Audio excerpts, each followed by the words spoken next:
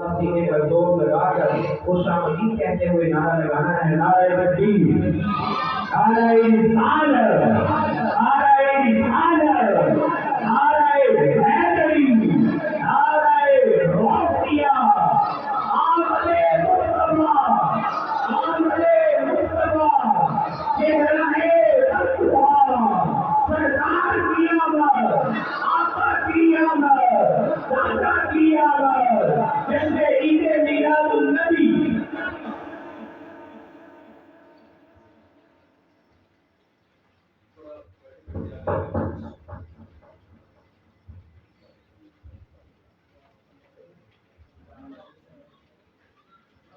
الحمدللہ الذي نزل على قلوبه العظم والجلال واحتجب عن الأبصار بالعلم والكمال، والصلاة والسلام على سيدنا ومولانا محمد الذي فتح لأمته باب البركة والاتصال، ولو كان لنا برواية الحديث عنه في الأقوال والأعمال والأفعال، وعلى آله وصحبه وتبعه الذين استقاموا بحسن النية وسلامة الخصال. أما بعد، فأعوذ بالله من الشيطان الرجيم. بسم الله الرحمن الرحيم. لقد جاءكم رسول من أنفسكم عزيز عليه ما عنتم حريص عليكم بالمؤمنين رؤوف رحيم.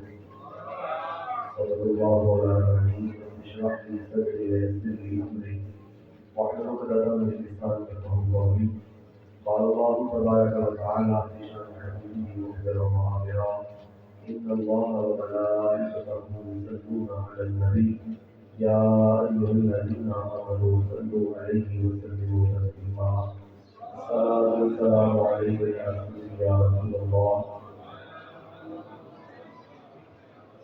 وعلى آلك وأصحابك يا سيدي يا حبيب الله.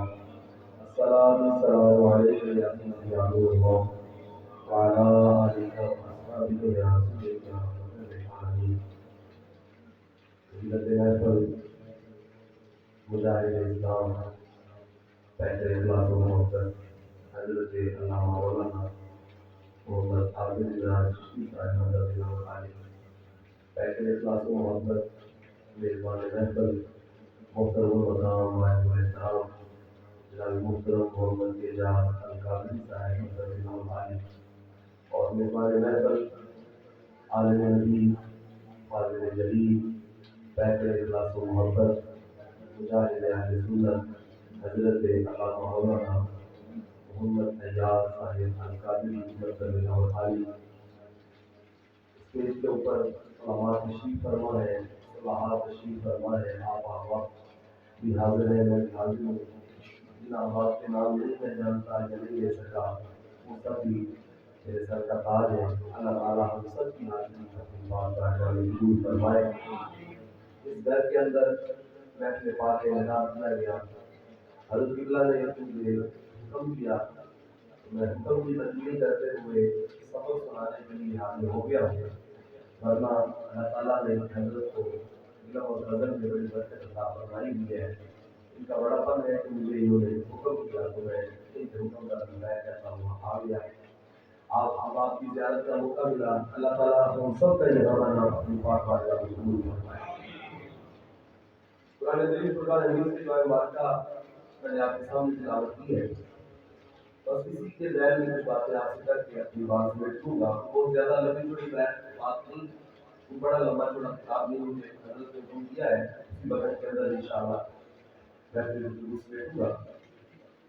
ارشاد فرمایا: لقد جاءکم رسول من انفسکم، البتہ تاکید آیا تمہارے پاس تمہیں میں سے ایک شانوں والا رسول.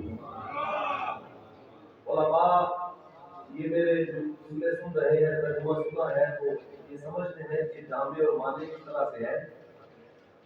جاءکم آیا تمہارے پاس رسول، شانوں والا رسول.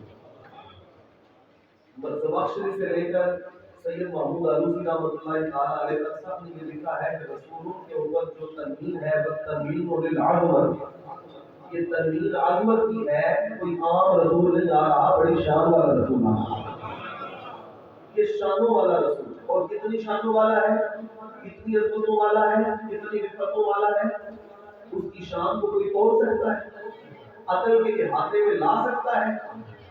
میں اگر بولنا چاہوں تو آپ کو بولوں، آپ بولنا چاہیں تو مجھے بول لیں، لیکن ذات مصطفیٰ کو کبھی کوئی بول سکتا، ان کی شان اور عظمت کا کوئی احاطہ کر سکتا؟ ایک جملہ کہتا ہوں، پھر بات کو آگے بڑھاتا ہوں۔ اگر حضور السلام سے پہلے آنے والے انبیاء جن کی شان براؤ برا ہے، حضور تو امام الانبیاء بن کے آئے، ان سے پہلے آنے والے انبیاء جن کی شان براؤ برا ہے، ان کی ذات اور ان کی شان کو اگر کوئی نہیں سمجھ سکا تو امام کی شان کو کون سمجھے؟ حضرت سلیمان علیہ السلام کا قرآن مجید کے اندر اللہ رب الجلال نے صراحت کے ساتھ واقعہ بیان کیا۔ حضرت سلیمان علیہ السلام اپنے لشکر کے ساتھ آ رہے تھے، ایک چیونٹی نے کلام کیا، اپنی ہمجولیوں سے کہا، چیونٹیوں اپنی بلوں میں گھس جاؤ، ایسا نہ ہو کہ اللہ کے نبی کا لشکر بے خبری میں تمہیں گزر ڈالے۔ اب وہ ایک چیونٹی وہ بات کر رہی ہے، اپنی ہمجولیوں کو پیغام دے رہی ہے اور کہہ رہی ہے کہ بے خبری میں ایسا نہ ہو کہ حضرت سلیمان کا لشکر تمہیں گزر ڈال دو، ایسے کرو جلدی جلدی سے اپنی بلوں میں داخل ہو جاؤ۔ مفسرین کہتے ہیں حضرت سلیمان علیہ السلام 3 میل کے فاصلے پر تھے اور ادھر چیونٹی اپنی ہمجولیوں سے کلام کر رہی ہے۔ میں بتانے لگا ہوں کہ شانیں اور عظمتیں، رفتیں اگر کوئی توڑنا چاہے تو انبیاء جو گزر چکے ان کی بھی نہیں بول سکتا، تو حضور کی کیسے بول سکتا ہے؟ حضرت سلیمان علیہ السلام 3 میل کے فاصلے پر، اور آپ نے اس چیونٹی کی آواز کو سنا بھی، سمجھا بھی، اور فتبسم ضاحکا من قولها، قرآن کہتا ہے مسکرانے بھی لگے۔ اب یہ جو چیونٹیات کے ماہرین ہیں، ان کو ذرا آپ پڑھیں تو وہ کہتے ہیں کہ چیونٹی کے منہ میں زبان نہیں ہوتی، پھر وہ گفتگو کیسے کرتی ہے؟ کہتے ہیں اس کے بدن کے آگے چھوٹے چھوٹے 2 بال ہیں، 2 ریشے ہیں، جب وہ کوئی پیغام دینا چاہے تو ان کو آپس میں ایسے مست کرتی ہے، اس کی ہمجولیاں سمجھ جاتی ہیں کہ پیغام کیا ہے۔ اب وہ چونٹی اپنے 2 بالوں کو مست کر رہی ہے اور حضرت سلیمان علیہ السلام 3 میل کے فاصلے پر ہے۔ حضرت سلیمان نے ان بالوں کی گھگڑ سے جو آواز پیدا ہوئی اس کو سنا بھی، سمجھا بھی، اور اس پر مسکرائے بھی۔ یہ حضرت سلیمان علیہ السلام کی سماعت کا عالم ہے، یہ حضرت سلیمان ہے، اور حضرت سلیمان کو ہے جو معراج کی رات حضور کے پیچھے ہاتھ باندھ کے کھڑے ہیں۔ یہ شان ہے خدمت گاروں کی، سرکار کا عالم کیا ہے۔ اب آئے ذرا شان مصطفیٰ کی طرف۔ نبی پاک علیہ السلام اپنے صحابہ کو نماز پڑھا رہے ہیں، اچانک حضور علیہ السلام نے قدم مبارک آگے بڑھایا، ہاتھ مبارک اوپر کیا، پھر ہاتھ مبارک نیچے کیا، پھر قدم مبارک بھی پیچھے کر لیا۔ نماز سے فارغ ہو گئے، صحابہ نے کہا یا رسول اللہ صلی اللہ علیہ وسلم، حضور نماز میں قدم آگے بڑھانے کا، ہاتھ اوپر اٹھانے کا حکم دیا گیا؟ حضور نے صحابہ ایسی بات نہیں، بات اصل یہ ہے کہ میں تمہیں نماز پڑھا رہا تھا، اچانک میری نظر جنت میں چلی گئی۔ کہاں چلی گئی؟ جنت میں۔ اب جنت کہاں ہے؟ 7 آسمانوں کے اوپر جنت، ایسا کوئی محبوب نہ ہوگا نہ کہیں ہے، بیٹھا ہے چٹائی پہ مگر عرش کشی ہے۔ تو جنت میں نظر پہنچ گئی، حضور علیہ السلام نے فرمایا میں جنت میں نظر پہنچی تو میں نے انگوروں کا ایک گوشہ دیکھا، میں چاہتا تھا کہ اس کو میں نے ہاتھ ڈالا اور میں دنیا میں لے آتا، لیکن امر ربی اور حکمت ربی کے پیش نظر وہ انگوروں کا گچھا میں نہیں لے کے آیا۔ اگر وہ میں لے کے آ جاتا تو تم قیامت میں کھاتے رہتے، وہ انگوروں کا گچھا کبھی ختم نہیں ہوتا، قیامت تک کھاتے رہتے، حضور لے کے نہیں آئے۔ اب ایمانداری سے مجھے بتانا، پڑھے لکھے لوگ بیٹھتے ہیں، یہ ساؤنڈ بڑا پیارا چل رہا ہے ماشاءاللہ، صرف اس کی ایگو جو ہے وہ کم کر دیتا کہ میرا آپ کو بات سمجھ آ جائے۔ پڑھے لکھے احباب تشریف فرما ہے، آپ مجھے بتائیں اگر کوئی شخص اپنا ہاتھ اٹھائے گا تو زیادہ سے زیادہ 1.5 فٹ 2 فٹ اوپر چلا جائے گا، لیکن نظر اٹھائے تو کہاں تک دیکھتا ہے؟ بلکہ علماء نے کہا کہ یہ جو چھوٹے چھوٹے ٹمٹماتے ہوئے ستارے نظر آتے ہیں 3 آسمان میں چمک رہے ہیں، اگر رکاوٹ درمیان میں نہ ہو تو عام انسانی آنکھ اٹھے تو 3 آسمان کے چمکتے ہوئے ستارے بھی دیکھیں۔ اور یہ ہماری ساری کی ساری جو آنکھ ہے یہ ساری تو روشن نہیں نا، یہ سفیدی ہے یہ روشن نہیں، سفیدی میں بڑا ڈیلا ہے وہ بھی سارا روشن نہیں، اس بڑے کالے ڈیلے میں چھوٹا کالا ڈیلا ہے وہ بھی سارا روشن نہیں، اس میں ایک نقطہ ہے اللہ نے جس میں نظر کا نور دیا ہے، اور اگر وہ نظر اٹھاتا ہے تو تیسرے آسمان کے ٹمٹماتے ہوئے ستارے بھی دیکھ لے. مطلب یہ ہے ہاتھ بہت نیچے رہ جاتا ہے, نظر بہت اوپر چلی جاتی ہے. اب ذرا سمجھنا, میں ہاتھ اٹھاؤں گا تو 1.5 فٹ جائے گا, نظر اٹھاؤں گا تو وہ تیسرے آسمان تک جائے گی. جس محبوب کا ہاتھ جنت میں پہنچتا ہے اس نبی کی نظر کہاں تک پہنچتی ہے. اللہ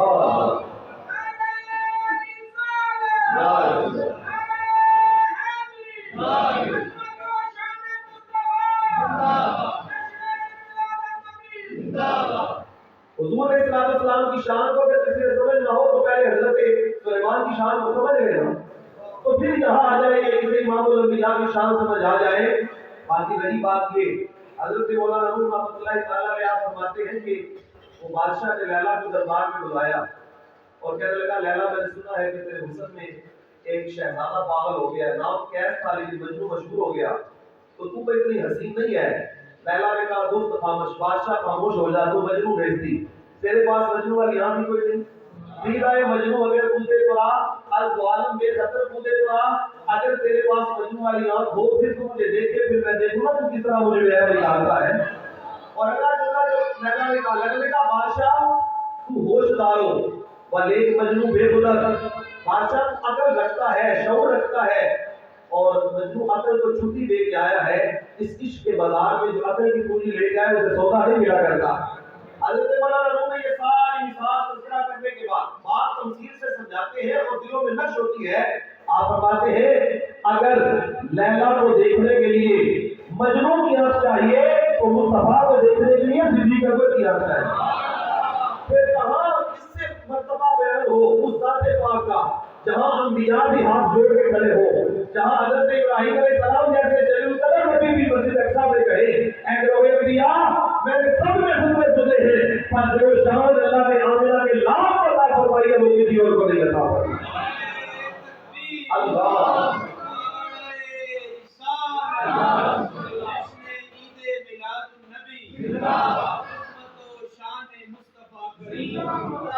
قرآن مجید میں تیسرا پارہ اللہ رب الجلال نے حضرت عیسیٰ علیہ السلام کا تعارف بیان کیا ان کی زبان سے. انہوں نے اپنی قوم کو کیا کہا؟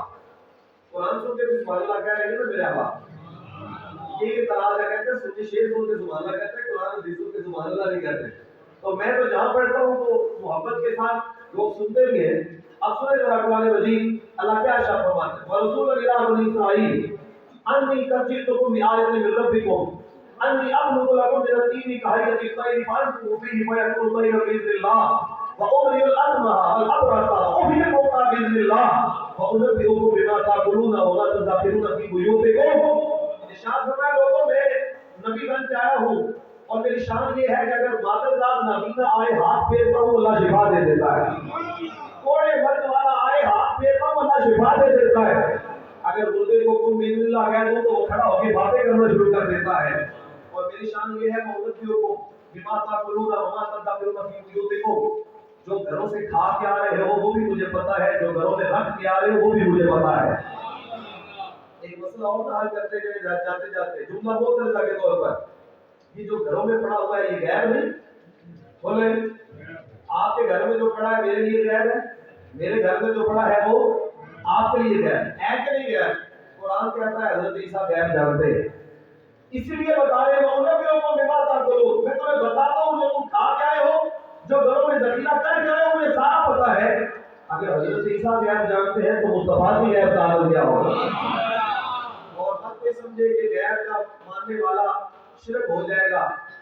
حضور غیر جانتے ہیں تو اللہ بھی غیر جانتا ہے, اس طرح سے تو شرک نہیں نہ ہوتا. میں بھی دیکھتا ہوں اللہ بھی دیکھتا ہے, شرک ہو گیا. بولے میں بھی سنتا ہوں آپ بھی سنتے ہیں کہ نہیں سنتے, تو خدا بھی سنتا ہے. ان اللہ سمیع بصیر, اللہ سنتا بھی ہے. اللہ آپ بتا کہ میں بھی سنتا ہوں اللہ بھی سنتا ہے, تو یہ شرک ہے. اسے کہنے کا پگلے بات یہ نہیں, میری نظر محدود ہے اس کی نظر لامحدود ہے. میرا سننا محدود ہے اس کا سننا لامحدود ہے. میں سنتا ہوں تو اس کی دی ہوئی طاقت سے سنتا ہوں, اور وہ سنتا ہے تو اپنی ذاتی طاقت سے سنتا ہے. مصطفیٰ جانتے ہیں تو اللہ کی عطا سے غیب جانتے ہیں, اللہ جانتا ہے تو اپنی ذات کے اعتبار سے غیب ہو جاتے ہیں. اللہ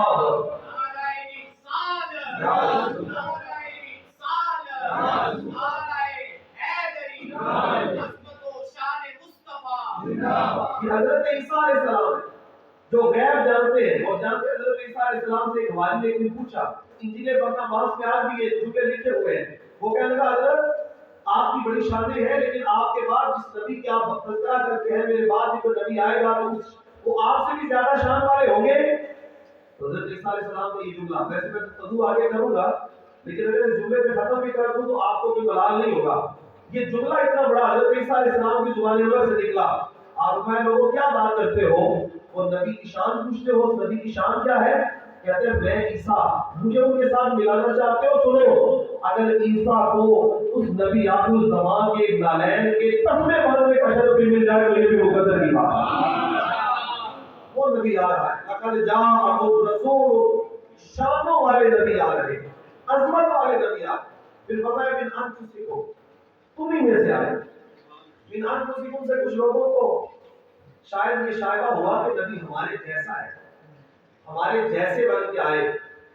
جو اللہ نے کہا تم ہی میں سے آئے, تو مطلب یاد رکھیے اللہ کے سارے نبی بشریت کا لباس پہن کے آئے, اور اس کی وجہ یہ تھی کہ دنیا میں پیغام ہدایت انسانوں کو دینا تھا, تو انسانوں کو ہی اللہ تعالیٰ نے یہ منصب عطا فرما کے دنیا میں بھیجا. اگر میں امت یہ سمجھے کہ جو نبی آ رہے ہیں وہ عام انسانوں کے جیسے ہیں, نبی عام انسانوں کے جیسے, ان کی عظمت بڑھاؤ بڑھا, ان کی شان بڑھاؤ بڑھا.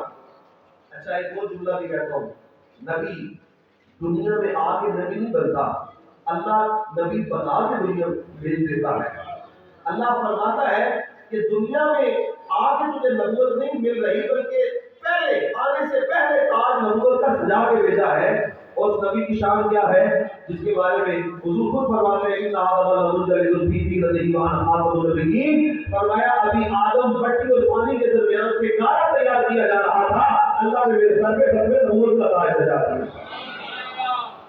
انفسکم کا مطلب تم ہی میں سے آئے تو تمہارے جیسے بن کے آئے. اب یہ مکے کے کچھ لوگ بھی کہتے تھے, ابو جہل, ابو لہب, عتبہ, شیبہ, امیہ بن خلف, کہتے تھے اللہ تعالیٰ نے نبی بنانا ہوتا تو ہمیں بنا دیتا. ہم سردار ہیں, پیسہ ہمارے پاس, چوکاٹ ہمارے پاس, نصب ہمارے پاس, ہوگا ہمارے پاس, عقل شعور ہمارے پاس. یہ ابو جہل اپنے آپ کو ابو ذکر کہلواتا تھا, تو ہمیں اللہ تعالیٰ نبوت دے دیتا, آپ کو نبوت دی. اچھا چلو ہمیں بھی نہ ملتی نبوت. پھر دوسرا اعتراض یہ کرتے تھے, کہتے اللہ کسی فرشتے کو بھیج دیتا, تو فرشتہ پیغام لے کے آ جاتا. ایمانداری سے بتائیں اگر فرشتہ پیغام لے کے آتا تو ہم سمجھ سکتے یہ کرامت کاتبین میرے اور آپ کے قدموں کے اوپر بیٹھے ہوئے ہیں. آج تک کسی نے دیکھا؟ ایک دن حضرت جبریل امین علیہ السلام سے حضور السلام نے سوال کیا, تمہاری حدیث پاک موجود ہے, جبریل تمہاری جسامت کیا ہے؟ اس کا مطلب یہ نہیں حضور نے دیکھا نہیں, جانتے نہیں, کبھی کبھی سوال کیا جاتا ہے نیت کو اجاگر کرنے کے لیے. جبریل بتاؤ نا جسامت کیا ہے؟ جبریل نے یا رسول اللہ صلی اللہ علیہ وسلم میرے جسم کے اوپر 600 نوری پر ہے. کتنے؟ 600 نوری پر. اور کہا میرا ایک پر اتنا بڑا ہے کہ اگر میں ایک پر پھیلا دوں تو شرق سے لے کے غرب تک, شمال سے لے کے جنوب تک ساری زمین میرے ایک پر کے نیچے آ جائے. ایمانداری سے بتانا جس کا ایک پر اتنا بڑا ہے اس کے 600 کتنے بڑے ہیں؟ اور پھر جس جسم مبارک کے اوپر وہ 600 پر لگے ہیں وہ جسم کتنا بڑا ہوگا؟ فرشتے پیغام لے کے آ جاتے تو یہ سمجھ رہے تھے یہ کس طرح ہو سکتا ہے. اللہ نے جواب دیا اس بات کا, اگر دنیا میں فرشتے ہوتے تو ہم فرشتوں کو نبی بنا کر دیتے, لیکن چونکہ انسانوں کی ہدایت کا سبب بنانا تھا اللہ تعالیٰ نے اپنے نبی کو لباس بشریت عطا فرما کے دنیا میں دی. انفسکم کا معنی یہ. اچھا یہاں علماء تشریف فرما ہے, حضرت ابن عباس اور دیگر قرآن نے یہ بھی بات بیان فرمائی, اس کی قرآت میں یہ بھی پڑھا گیا من انفسکم, نبی جو شانوں والا آ رہا ہے یہ پاک پشتوں سے اور پاک رحموں سے ہوتا ہوا دنیا میں آ رہا ہے, پاک طریقوں سے, پاک رستوں سے ہوتا ہوا نبی آ رہا ہے. اس کا مطلب یہ ہے حضرت آدم علیہ السلام سے لے کے حضرت بی بی آمنہ سلام اللہ علیہا تک حضور علیہ السلام کا نور جہاں جہاں سے منتقل ہوتا رہا ہے, نور بکھیرتا چلا گیا ہے. آج اگر ہم ذکر مصطفیٰ کرنے بیٹھے ہیں, اس گھر کے اندر خوبصورت محفل میلاد مصطفیٰ سجی ہے, تو یہاں نور ہے کہ نہیں؟ جہاں ذکر مصطفیٰ ہو وہاں نور ہوتا ہے, تو جہاں خود نور مصطفیٰ موجود ہو وہاں کیا ہوتا ہے؟ ایک بات سمجھ لیجئے گا, اسے یاد رکھ لیجئے گا, حضور علیہ السلام کے آباء و اجداد میں کوئی ایک ہستی بھی ایسی نہیں جس کو شرک لاحق ہوا ہو. تمام کے تمام موحد تھے، توحید کے پیروکار تھے، اللہ کی توحید کو ماننے والے تھے. کوئی ایک بھی ان میں سے شرک میں مبتلا نہیں ہوا. ورنہ حضور صلی اللہ علیہ وسلم کی اس حدیث پاک کا کیا جواب دیں گے؟ حضور نے فرمایا میں پاک پشتوں سے اور پاک رحموں سے ہوتا ہوا دنیا میں آ رہا. اچھا یہاں ایک اور بات بھی کرنا چاہتا ہوں. حضور صلی اللہ علیہ وسلم کے اہل بیت بڑی شان والے ہیں. حضور کے اہل بیت کی شان براؤ برا ہے. علامہ جلال الدین سیوطی رحمۃ اللہ تعالیٰ نے یہ لکھا ہے کہ حضور کی اہل بیت سے مراد صرف حضور کی اولاد نہیں، حضور کے آبا و اجداد بھی. یہ بھی حضور کی اہل بیت ہے. بہار حضرت آدم سے لے کر جناب حضرت آمنہ سلام اللہ علیہا تک یہ بھی حضور کی اہل بیت بہار ہے. اور اللہ تعالیٰ نے ہر قسم کی غلاظت سے، ہر قسم کی ملت سے ان کو محفوظ بنا کے رکھا. کیوں کہ یہاں سے نور محمدی کا گزر ہو رہا تھا صلی اللہ علیہ وآلہ وسلم. اچھا اگر آپ ذوق کے ساتھ بیٹھے ان ہستیوں کا تذکرہ نہ کرتے جہاں جہاں سے نور محمدی گزر کے آتا، محبت سے ذرا کہیں سبحان اللہ تو بھیج آپ سے حریم ناز سے نور محمدی صلی اللہ علیہ وسلم حضرت آدم کے پاس پہنچا. حضرت آدم سے منتقل ہوا حضرت شیش کے پاس، حضرت شیش سے حضرت یانس، یانس سے کنان، کنان سے ملائی، ملائی سے بیارت، بیارت سے ادریس، ادریس سے متوشع، متوشع سے لبک نیک نام، لبک نیک نام سے نوح، نوح سے سام، سام سے ذوالحق، ذوالحق سے شالح، شالح سے عابر، عابر سے تاتا، تاتا سے رابع، رابع سے تاروت، تاروت سے ناہور، ناہور سے تارق، تارق سے ابراہیم خلیل اللہ، ابراہیم خلیل اللہ سے یہ لوگ منتقل ہو گئے. حضرت اسماعیل کے پاس پہنچا، حضرت اسماعیل ذبیح اللہ سے منتقل ہوا کردار، کردار سے حمور، حمور سے حمل، حمل سے ثابت، ثابت سے سلمان، سلمان سے لہیسا، لہیسا سے علیتا، علیتا سے اور سے ہابا، ہابا سے عدنان، عدنان سے مار، مار سے نظار، نظار سے مدر، مدر سے الیاس، الیاس سے مدرکہ، مدرکہ سے خزیمہ، خزیمہ سے کنانہ، کنانہ سے نظر، نظر سے مالک، مالک سے فہد، فہد سے غالب، غالب سے لوری، لوری سے کاف، کاف سے مرہ، مرہ سے کلاب، کلاب سے قصی، قصی سے عبد اللہ، عبد اللہ سے ہاشم، ہاشم سے عبد المطلب، عبد المطلب سے یہ لوگ منتقل ہو گئے. حضرت عبداللہ کے پاس پہنچا، حضرت عبداللہ سے منتقل ہوا کہ شکر حضرت آمنہ میں پہنچا. بارہ اس لوگ کا ظہور ہو رہا ہے تو وہ تمہارا چہرہ بڑھ رہا ہے اور لہر کی زلفیں بڑھ رہی ہے، بادام اور بسر کے کانے بڑھ رہے ہیں، علم نشا کے سینہ بڑھ رہا ہے، یہ اللہ کے گڑے گڑے ہاتھ بن رہے ہیں. وبار ربی کا ادھر ربی کا بنا کے اللہ حضرت کے بازو بن رہے ہیں. ظہوری کہتے ہیں کیسا بنایا حسین جمیل قبول اور دیتا رب محمد بنا کے غلط ہو دیتا. اللہ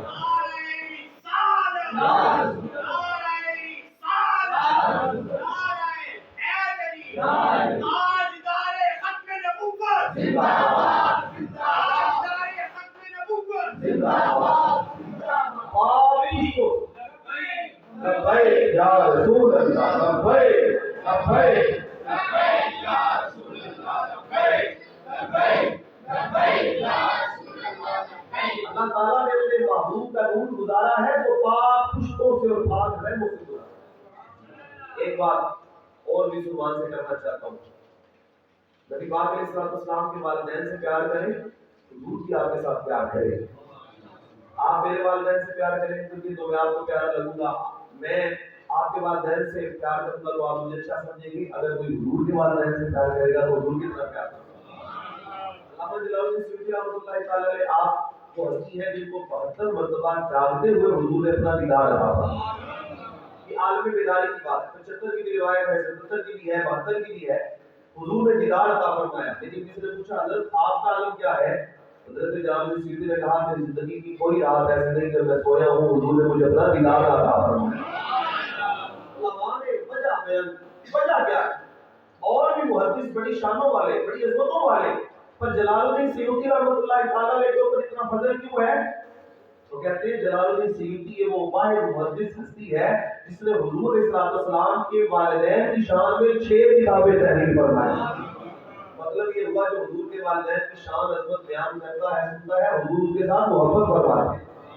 حضرت سید محمود عروسی رحمۃ اللہ تعالیٰ علیہ تفسیر روح المعانی میں جملہ لکھتے ہیں، آپ فرماتے ہیں جو حضور صلی اللہ علیہ وسلم کے والدین سے محبت کرے گا اللہ اس کو بدلے دم ایمان نصیب فرمائے گا، کلمہ نصیب کرے گا. ایمان بھی بہت دنیا سے جائے. اس لیے کوئی मत समझे कि हुजूर इस्लाम के मौजूदात में कोई एक भी हस्ती ऐसी हो जिसको शिरक लाए हुआ हो। तमाम के तमाम मुवज्जिह थे, तमाम के तमाम तौहीद पर ईमान रखने वाले थे और अल्लाह ताला को मानने वाले थे। ये बात यहाँ तक समझ आ गई। आगे इस बात को और लेके चलिए। अल्लाह इरशाद फरमाता है लक़द जाअकुम रसूलुम मिन अनफुसिकुम अज़ीज़ुन अलैहि मा अनित्तुम, और मैं आपका मुशक्कत में पड़ना मेरे महबूब पे बड़ा गिरा गुजरता है। जब उम्मत पे मुशक्कत आती है तो महबूब पे गिरा गुजरता है। जहां तक फरमाया, मुस्लिम शरीफ के अल्फाज है, हुजूर सल्लल्लाहु ने शाद फरमाया अगर मेरे उम्मती के पांव में कांटा भी चुभ जाए तो तकलीफ मुझे हो। इस शब्द को आप जरा बयान करें और देखें कि ये बरतरी का क्या आलम है। बैठे गठड़ के मोहल्ले में है, हुजूर फरमाते हैं दुनिया में जहां भी बैठा है मेरे उम्मती पांव में कांटा भी चुभे तो तकलीफ गुमरे खतरा में। ये मोहब्बत, ये अकीदत सहाबा इकराम फरमाते हैं कि हुजूर सल्लल्लाहु अलैहि वसल्लम की मिशकात शरीफ में रिवायत मौजूद है। हजरत अनस बिन मालिक रज़ियल्लाहु ताला अन्हु के रावी है। हुजूर सल्लल्लाहु अलैहि वसल्लम एक दिन मस्जिद नबवी में तशरीफ फरमा है, पहले रिया का जिक्र फरमाने लगे कि हजरत इब्राहीम अलैहिस्सलाम ने अल्लाह की बारगाह में अर्ज किया फमन ताबिअनी फइन्नहु मिन्नी वमन असानी फइन्नका गफूरुर रहीम, मौला जो मेरी इत्तिबा करे मेरा कहा माने वो मेरा, और जो मेरी नाफरमानी करे मेरा हुक्म तोड़े वो मेरा नहीं वो तेरा है, तू चाहे बख्श चाहे अज़ाब दे। मेरा वो है जो मेरी इत्तिबा करे, मेरा वो है जो मेरी बात माने। इतनी बात क्या है कि हुजूर सल्लल्लाहु अलैहि वसल्लम ने हजरत मूसा अलैहिस्सलाम का तज़किरा किया। हजरत मूसा ने अल्लाह ताला में हाथ उठा के दुआ दी इन तुअज़्ज़िबहुम फइन्नहुम इबादुक, ऐ अल्लाह बंदे तेरे हैं, तू चाहे तो बख्श दे चाहे तो अज़ाब दे दे। ये दोनों आयतें हुजूर सल्लल्लाहु अलैहि वसल्लम ने बयान फरमा के ऐसे दुआ के लिए हाथ उठाए। आप उम्मती हो तो फिर फख्र करें इस बात पर कि मैं मुस्तफा का उम्मती हूँ। हुजूर ने ऐसे हाथ उठाए और अर्ज किया उम्मती उम्मती उम्मती। अल्लाह ताला ने जिब्रील अमीन को भेजा, जिब्रील जल्दी से जाओ और मेरे महबूब को पूछो मां युकी का, महबूब आप क्यों रो रहे हैं। मैं पहले कह रहा था कभी सवाल मौके की अहमियत को उजागर करने के लिए किया जाता है। बताइए अल्लाह नहीं जानता कि महबूब क्यों रो रहे हैं। जिब्रील को भेजा मां युकी का, जाओ पूछ आओ महबूब क्यों रो रहे हैं। जिब्रील हाजिर खिदमत हुए या रसूल अल्लाह, अल्लाह सलाम भेजते हैं और फरमाते क्यों रो रहे हैं। हुजूर सल्लल्लाहु अलैहि वसल्लम जिब्रील मुझे मेरी उम्मत का गम रुला रहा है, मैं मियां का तज़किरा कर रहा हूँ। तो मैं कह रहा हूँ हज़रत इब्राहीम कहते थे जो नेक है वो मेरा, जो बद है वो तेरा, चाहे बख्श चाहे अज़ाब दे। हज़रत मूसा कहते हैं बंदे तेरे, चाहे बख्श चाहे अज़ाब दे। अल्लाहुल अज़ीम मुझे तो खातमुन नबिय्यीन और रहमतुल लिल आलमीन बना के भेजा है। मौला जो नेक है वो सारे तेरे हैं, जो गुनहगार है वो सारे तेरे हैं। मैं मेरी उम्मती के पाँव में कांटा चुभेगा तो तकलीफ मुझे होगी। तो जिस नबी को पाँव में कांटा चुभने की तकलीफ है तो वो नबी अपनी उम्मती को कभी जहन्नम में जाता देख सकेगा। सहाबा ने पूछा हुजूर आप क़यामत के लिए राजी कब होंगे। पर मैं जब तक एक उम्मती भी मेरा जन्नत से बाहर होगा मैं अपनी रज़ा नहीं दूंगा। राजी तब होगा जब अल्लाह मेरी पूरी उम्मत को जन्नत अता फरमा दे। अज़ीज़ुन अलैहि मा अनित्तुम, तुम्हारा मुशक्कत में पड़ना। यहाँ रुक एक और बात भी करना चाहता हूँ। मेरे और आपके पाँव में कांटा चुभे तो हुजूर को बहुत रज़ा में तकलीफ होती है। और अगर फलस्तीन में बच्चों को मारा जाए और आज का काफिर, आज का गुंडा, आज का बदमाश उठ के उम्मत मुस्लिमा के ऊपर हथियार चलाए, अफगानिस्तान में लोगों को मारे, इराक में मारे, शाम में मारे, बर्मा में मारे, और आज फलस्तीन में जो है वो मस्जिद अक्सा लेने के नाम पर मुसलमानों को शहीद पे शहीद करता चला जा रहा है। उम्मती के पाँव में कांटा चुभे तो तकलीफ गुंबद खज़रा में हुजूर को होती है, और ये फलस्तीन के जो लोग शहीद किए जा रहे हैं हुजूर को कितनी तकलीफ हो। आज के आलम मुसलमानों ने इस्लाम और हुजूर इस्लाम के कलमा वो आज इस हालत तक क्यों पहुंचे। आखिर वजह क्या है। कुछ न कुछ तो हमें भी सोचना चाहिए कि कमी हमारे अंदर भी है, और फिर बेदार हो जाना चाहिए, शऊर आ जाना चाहिए और इस बात को समझ लेना चाहिए पका है तो निस्बत मुस्तफा में है, पका है तो हुजूर इस्लाम के निज़ाम में है। और जब तक ये निस्बत, ये निज़ाम और ये हुजूर इस्लाम के तौर तरीके छोड़ के दूर भागोगे तो यही मुकद्दर बनेगा वांतुमुल आलौना इन कुंतुम मुमिनीन। सही तरह से हुजूर के सच्चे आशिक बन जाओ। अल्लाह ताला फरमाता है वादा रहा सरफराज तुम ही हो जाओगे, सरबलंद तुम ही हो जाओगे, लेकिन अपना दामन जोड़ना पड़ेगा।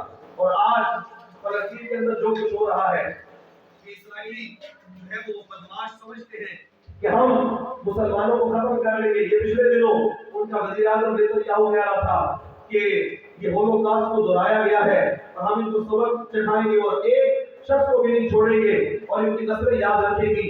تم تو کیا یاد کرواؤ گے کہ نہیں کرواؤ گے.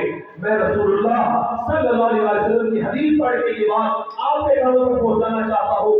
یہودی تو پتہ نہیں مسلمانوں کو ختم کر سکتے ہیں کہ نہیں کر سکتے، لیکن یہ ہمارا ایمان، یہ ہمارا عقیدہ، اس میں یہ بات شامل ہے کہ حضور صلی اللہ علیہ وسلم نے بتایا کہ قیامت میں جب جنگ ہوگی تو یہودی اگر کسی پتھر کی اور کوئی بھی چھپے گا تو پتھر بھی بولے گا کہ ادھر آ، یہ بدبخت میرے پیچھے چھپا ہے، آ اس کو یہاں پہ آ کے قتل کر دے. اور یہ درخت کے پیچھے چھپے گا تو درخت بول کے کہے گا تم تو ختم کرو گے نہیں کرو گے، یہ کب کی باتیں ہیں. یہودیوں انشاءاللہ دنیا پہ ایک یہودی باقی نہیں چھوڑیں گے، سارے یہودیوں کو ماریں گے انشاءاللہ.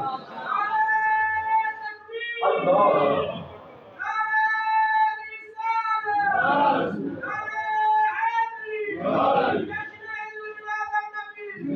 اور یہ بات پچھلے دنوں سوشل میڈیا پہ آپ نے دیکھا، فلسطینی بھائی ہمارا کہہ رہا تھا دنیا سے امیدیں ختم ہو جائے ہمیں کوئی فرق نہیں پڑتا. وہ کہہ رہا تھا ہمیں اس بات کا یقین ہے پاکستانی عوام ہمارا ساتھ نہیں چھوڑے.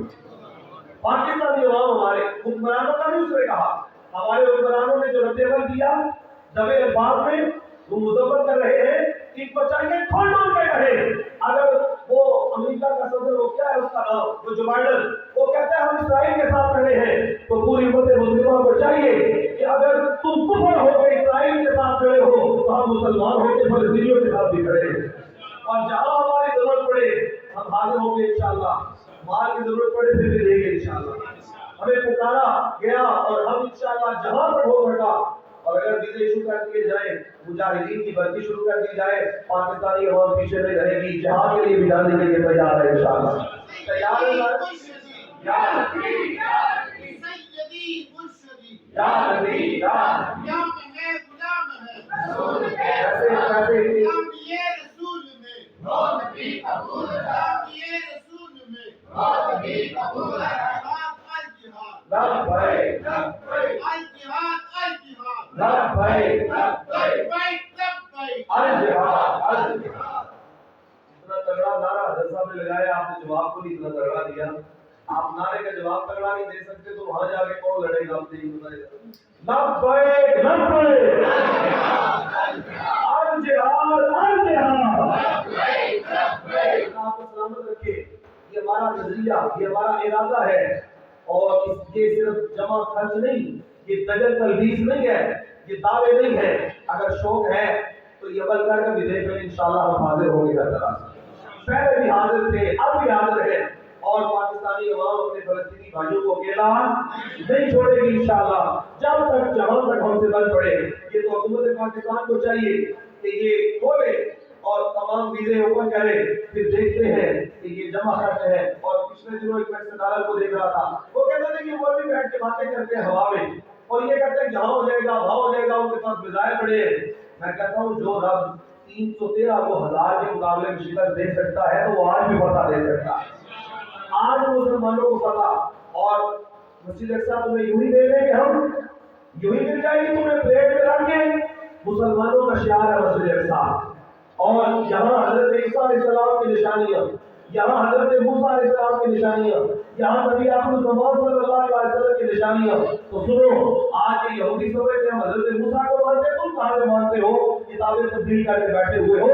اگر آپ حضرت موسیٰ کو مانتا ہے تو وہ رسول اللہ کو امتی مانتا ہے صلی اللہ علیہ وسلم.